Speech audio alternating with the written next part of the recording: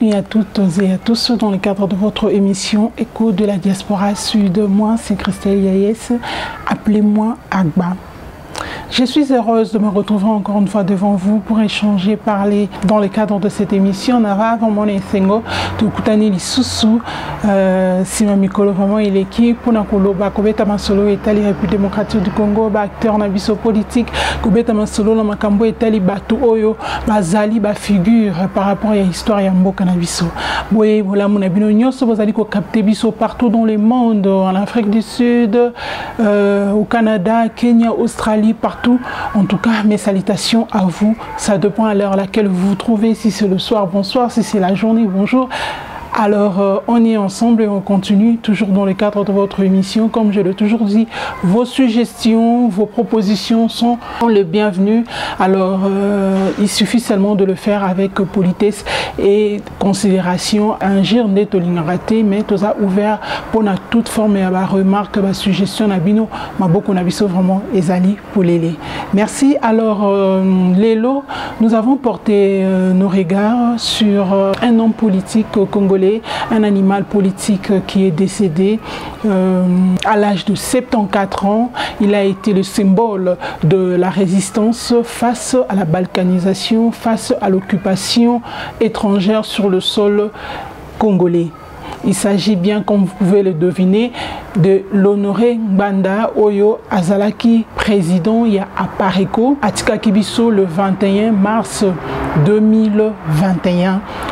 Né au fait, donc Honoré Ngbanda est né le 5 mai 1946, donc il est mort à l'âge de 74 ans.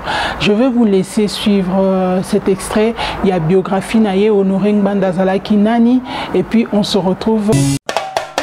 Honoré Ngbanda Zamboko Atamba abotami na Lisala le 5 mai 1946, Équateur, dans la République démocratique du Congo.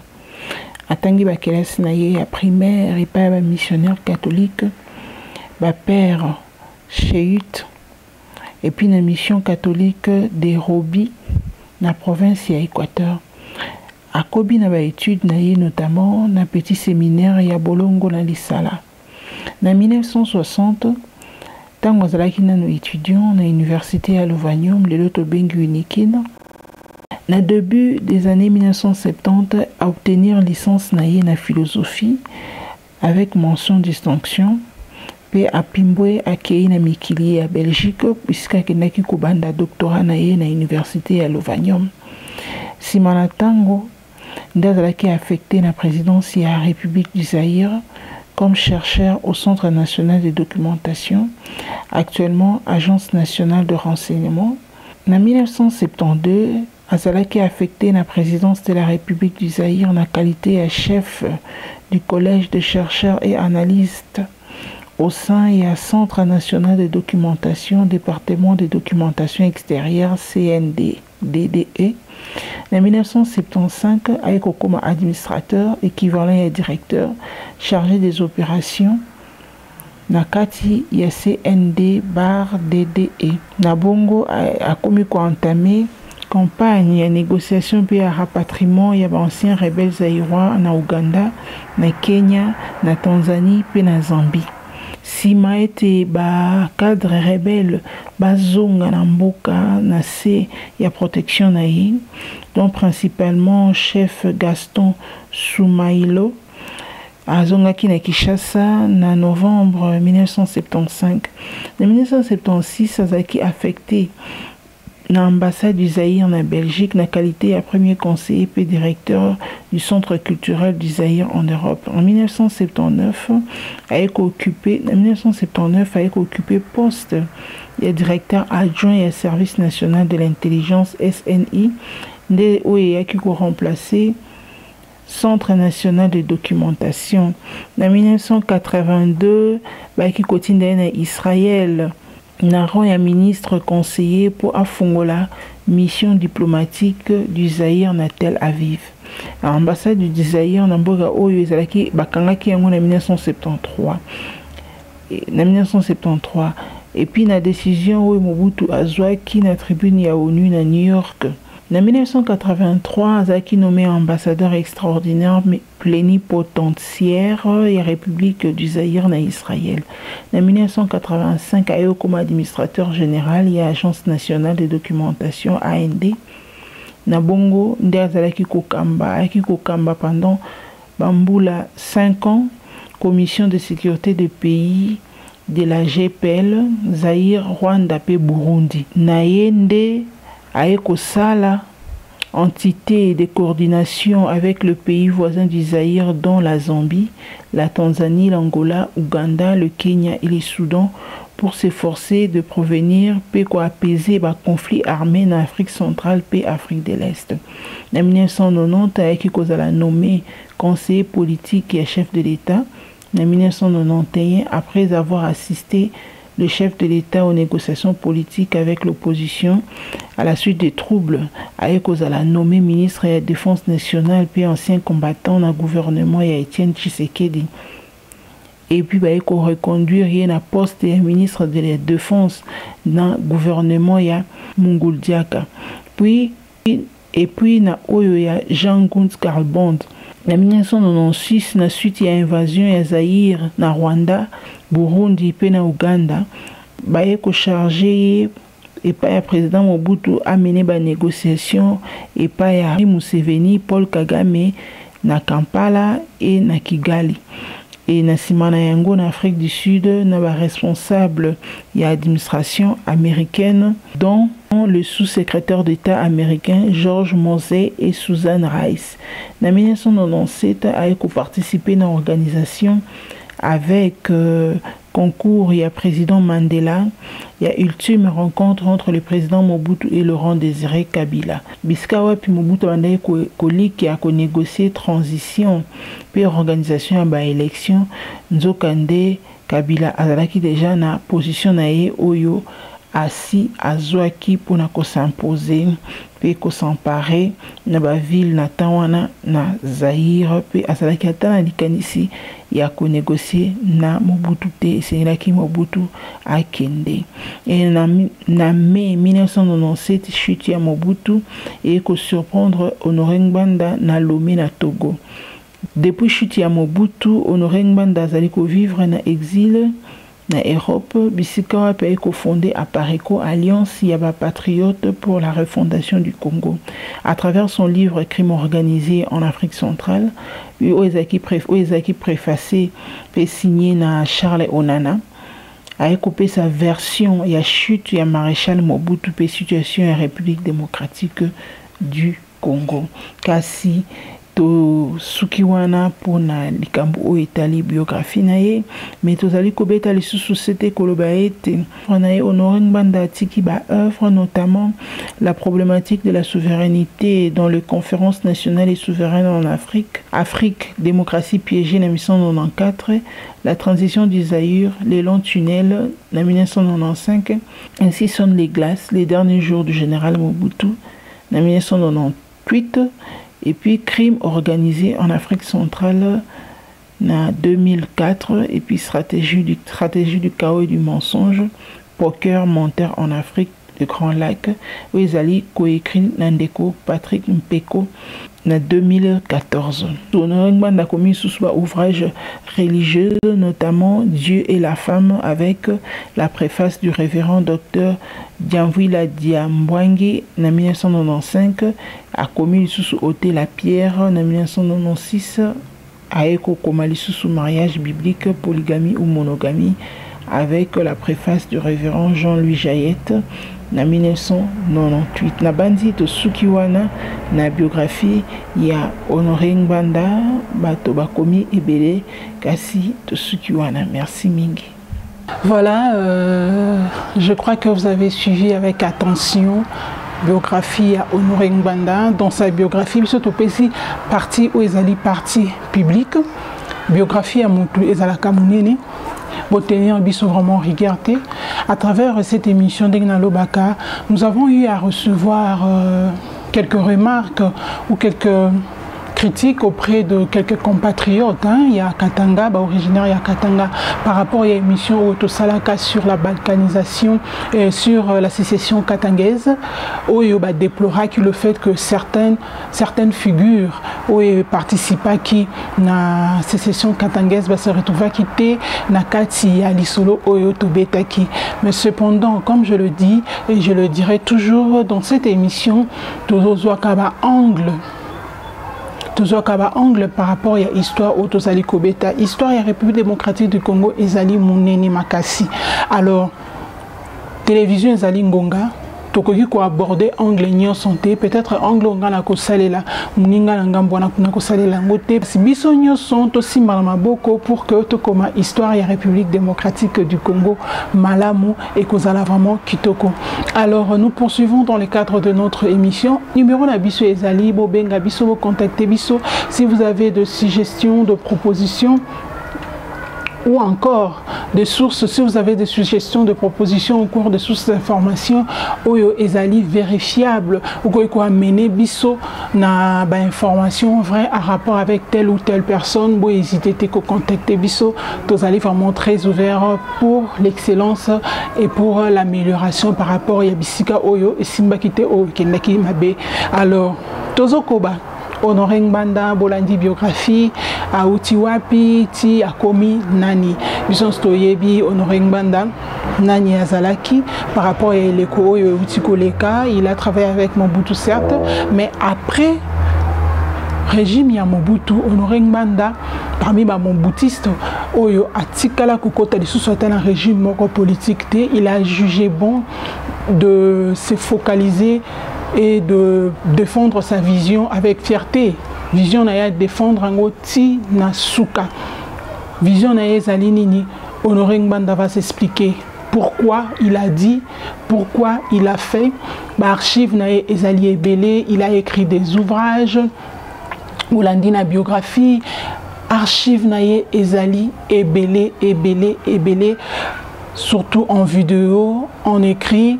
Beaucoup mona, beaucoup tanga, ezali important. C'est pourquoi ezali important. Il faut que tika bilembo pour œuvre, parce que ce qui est lembo ezalité, œuvre ezalité. Tokolobela yo ndengeni na katia ba émission, parce que il faut tous la source où toko tirer information au etali mutu au azalaka figure moko emblématique par rapport à l'histoire de la République démocratique du Congo. Honoré Ngbanda a lobby que yé souci na ezalaki afuta nyongo ya état congolais. État congolais ezwa temps ya kotangisa ye. État congolais ezwa temps ya kosala ye mutu na kati ya société. Alors pour lui sa lutte ezali par rapport il y a tout le bienfait que l'État congolais a fait tiki musala na ye à travers l'Afrique dans le secteur politique, domaine sécuritaire. Alors, à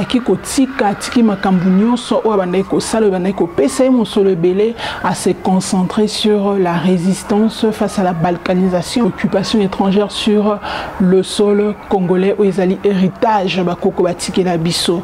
Pour tenir biso rigueur pour un angle biso toponité, mutusoki akufi paix à son âme.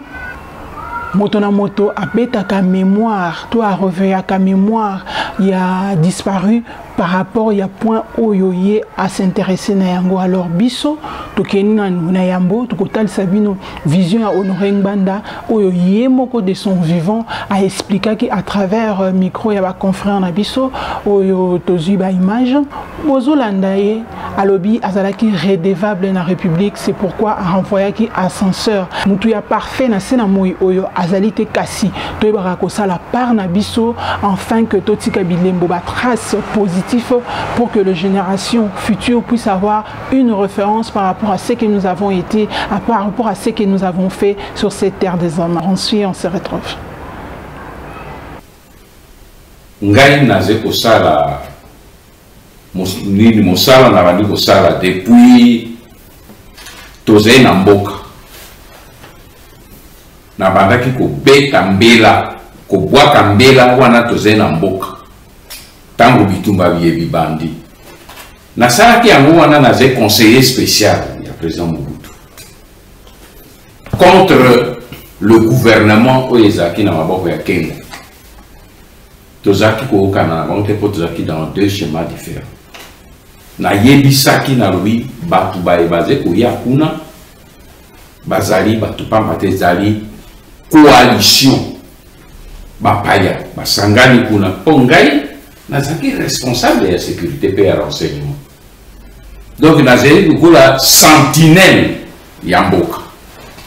Nga nazali sentinelle, nazali musala nangai mutu ya renseignement, ba service ya renseignement et la sécurité, surtout ya renseignement basé au quoi ba sentinelle. C'est-à-dire babinga kabango na lingala ba nongi. Ba kendeti komono musika et pa ya bapaya. Mboka nyonso na ilisha wa ke nini nation et zéro édifice. Mboka nyonso makasi na yango utaka na force ya banongi. Soki boze na banongi makasi te ote mboka loko États-Unis wana. Budget ya CIA pe ya ba NASA na ba service ya renseignement na bango nyonso tu wana. Mais eleki ya gouvernement musika et zéro quoi gouverner ni budget ya armée. Pona nini parce que yango nde ezemusala ya sentinelle ya kobatela mboka ezokwa cadena ozo tiananda. Et c'est pour cette raison que ndenge na mi investir na mosala wana, je n'ai pas voulu que na sala yango à moitié. J'aurais pu dire ah le ko la babengane biso toze sous la pouvoir que je laisse tomber et tout ça. Na ebisaki yo na robi pas problème ya ba valeur cardinale, le patriotisme zena kati. Soko zena bolingo ya mboka te. Ozeka na bolingo ya yo moko, mbe na ubaka na bia na bimi na ngai, na zena ngai libanda oye boye na ba kuna etali ngai te. Non. Kala tino na zo zo ba risque. Ba tu musu sebere amen banda zeko kima pona nini na ya zeko ko banga nini et tout cela. Soki yo relevaki yango te na kokipe ko souligner te. Ba risque on a zeko zwa pona vie na ngai. Ezali important, mais le pays a investi pour moi.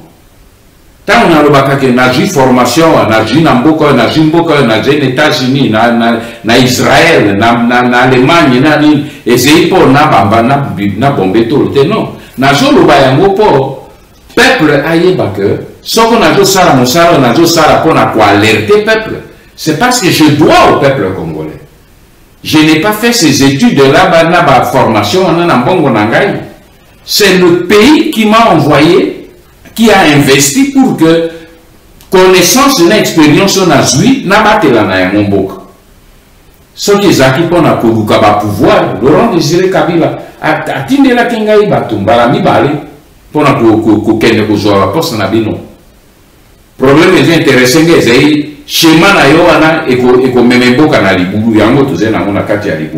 j'espère que vous avez suivi avec attention et vous comprendre vision naïe, détermination naïe par rapport à la lutte, il y a combat naïe sur contre la balkanisation, contre l'occupation étrangère na mabele na biso République démocratique du Congo. Tozali kokoba alobi lisusu. Parmi les images tout sélectionnées pour Nabino, ezali révélation na yo à Salaka au sujet à commune rurale ya Minembwe. Alors a interpellé la population congolaise ba fungola misu sur création ya commune rurale ya Minembwe où ezali sur la table. Il a même publié un ouvrage au botiwoka qui na biographie sur le crime organisé où abandi kotaliso zali kotalisa depuis la chute de Mobutu du président Mobutu na 97. Alors il s'interroge à travers ouvrage na crime organisé Azomi Tuna ezaki publié depuis 2004 Azomi Tuna ndenge nini Afrique centrale topé Zaïre et la République démocratique du Congo depuis chute ya Mobutu na 97 et comme cycle infernal, il y a la guerre, il y a le pillage, il y a le trafic de tout genre. Il s'interroge. Alors, il a laissé un héritage pour les bibliothèques en Afrique, les bibliothèques en République démocratique du Congo. Tous à la kakateke, bateau, bazo trust, ba écrit ou outil peut-être na ba européen, tout na ba américain. mais tous aura temps ya ko considérer ba écrit ba ouvrage oyo ba tuna biso ba commis oyo ba congolais oyo ba leader politique ba commis na kati na yango nde to ko découvrir ba sekele pe ba vérité ebele. Il a écrit ses livres après avoir kotala makambu oyo elekaki ba erreur ba salaki na régime ya Mobutu atali alobite akoki kokanga monoko te et sengeli a partagé expérience na ye pe à ça la témoignage na ye par rapport à ce qu'a été la situation du pays. Tokolanda lisusu extrait ndenge na lobi tozwi extrait oyo ya Minembwe tolanda lolenge nini Honoré Ngbanda abandaki koloba et puis on se répète. Ce n'est pas Honoré Ngbanda qui va faire le travail. C'est le peuple congolais qui doit se mettre debout. Peuple congolais de l'Est, peuple congolais de l'Ouest, peuple congolais du Nord et du Sud. Téléma. Tout stopper application, il y a mesure, il y a création, il y a Minembwe. Minembwe, basali ya mona kasa. Mais pour salema, il faut bafouler, na baba nande, na baba zay tout autour, bandima. Soki bino bondimite eko salema te, bino ba sobotele me debout.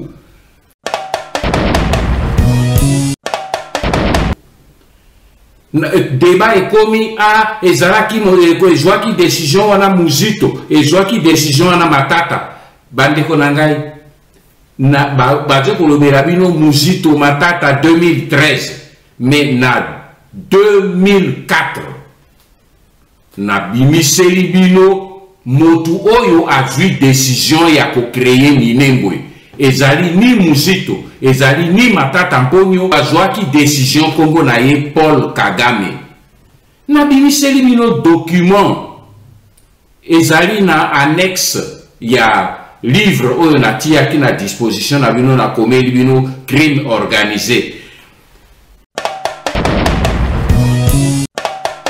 Le Rwandais qui était à Minembwe Mugaza a komeli Ruberwa Mokanda pona koyebisa ye que motu oyo bazalaki na nini na Rwanda le 6 janvier 2004 6 janvier 2004 autour ya Paul Kagame tala moto ya décidé création ya Minembwe et Mugaza a komi Mokanda atindeli Ruberwa na 2004 pona koyebisa ye que tosalaki réunion kuna pona ko créer Minembwe pe na kati ya Mokanda mona oyo na tieli bino yango na kati ya livre ezali public pe tokobimisa yango peut-être lisusu bazwaki albango moko ba Rwandais balobi bazaki na 4 objectifs na réunion oyo basalaki décision ya liboso balobaki il faut ba créer territoire ya Minembwe. Décision ya mibale ezalaki objectif nango po ba imposer na autorité pouvoir na bango emi installé na Sud Kivu. Décision ya misato balobi ezali po ba contrôler lac Tanganyika pe lac Kivu. Et objectif ya mine ezali po ba contrôler minéraux nyonso ya Sud Kivu.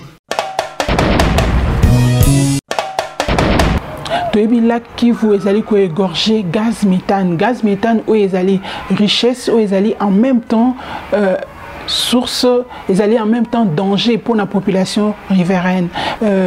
Pays voisin, le la Rwanda, exploitaka gaz méthane pénala Kivu parce que tous partagé na bango frontière. Bango exploitation na bango est déjà très avancée. Basi va transformer gaz méthane depuis des années en électricité où ils ont servi bah village ils allaient électrifier. Mais dans Gambo la biso na RDC ils allaient projet oyo ils en phase il y a expérimentation ils en ont une phase il y a expérimentation. Donc si j'ai bonne mémoire c'est l'année passée vers la fin de l'année passée de ba côté siko na étude pour na koyeba ndeni ya kosala tolanda reportage oyo tozeli bino pour na koyeba importance ya gaz méthane pe ya lac Kivu na est ya République démocratique du Congo tolandi. Une menace muée en opportunité. Le méthane des abysses du Kivu pourrait produire assez d'électricité pour éclairer le Rwanda pendant des centaines d'années. À Karongi, un projet privé de 200 millions de dollars, baptisé Kivuwat, est en plein travaux. Nous avons dû construire une barge. Cette barge permettra l'extraction de l'eau dans les couches profondes du lac et le dégazage du gaz, le traitement du gaz et l'envoi du gaz à la centrale électrique. Et la centrale électrique produira l'électricité nécessaire. Cette première phase, inaugurée d'ici à la fin de l'année, produira 25 MW. À terme, le projet devrait fournir 100 MW, la capacité de production actuelle du Rwanda. En attendant, un projet pilote financé par l'État fonctionne déjà. D'une puissance d'environ 2 MW, l'installation a apporté l'électricité à de nombreux villageois.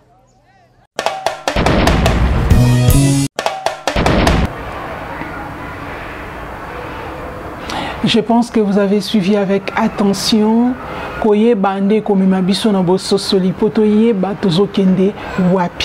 va vous proposer un dernier message au Ezali, message officiel.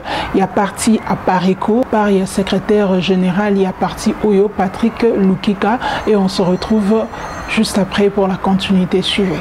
National qu'international, le décès ce matin, dimanche 21 mars 2021, de M. Honoré Ngwanda Zamboko Atumba, président national de la Pareco et père de la résistance patriotique congolaise. Les patriotes résistants en particulier et la nation congolaise tout entière viennent de perdre un vaillant et digne fils du pays qui a lutté sans relâche depuis février 2001 contre l'occupation étrangère à la tête de notre pays et de toutes ses institutions. Les membres de la Pareco, ensemble avec tous les patriotes résistants, restent unis et déterminés à poursuivre ce noble combat de libération de notre pays des mains des occupants, aidés efficacement par des collabos congolais dans la destruction et la disparition de notre pays en tant qu'État dans ses limites territoriales actuelles. Nous vous prions de respecter l'intimité familiale de l'illustre disparu tout le long de cette dure épreuve. Nous vous tiendrons au courant du programme de deuil que nous observons jusqu'au jour des obsèques de notre président. Que son âme repose en paix. Je vous remercie. Merci d'avoir suivi. Alors, nous présentons nos condoléances à la famille éprouvée. Il est parti, certes, si aujourd'hui nous parlons de lui à travers cette émission, c'est parce qu'il a laissé des œuvres. Ce n'est pas à chercher. À sa manière, il a contribué. À sa manière, il a fait sa part. À sa manière, il a réparé. À sa manière, il a contribué dans le cadre de l'émergence de notre pays. Que chacun dans son coin fasse sa part afin que le veille patriotique soit général pour que le développement Yamboka Nabiso ezala possible. Comme na souka ya émission Nabiso, nous sommes ravis. Bino Baïbolandi Biso de partout dans le monde. On est ensemble. Restez branchés dans le cadre des Télé Tchango. Moi, c'est Christelle IAS. On se retrouve très prochainement avec un autre numéro. Merci. Bye bye. Nzambe, Azalana Bino, Kasitobo Sanate, na Est, ya République démocratique du Congo, Bazaliko Boma. Makila ya bande konabiso Zaliko Tanga. Et silité. Alors, Totelema. Tobo Sanate. Na Est ya République démocratique du Congo, bazaliko violé basi. Makila Izali Kotanga. Ces crimes organisés sous couvert de guerre pour l'exploitation, pour enrichir le business de multinationaux, pour voler et piller le minerai de notre pays. Dénonçons, ne nous fatiguons pas. Merci.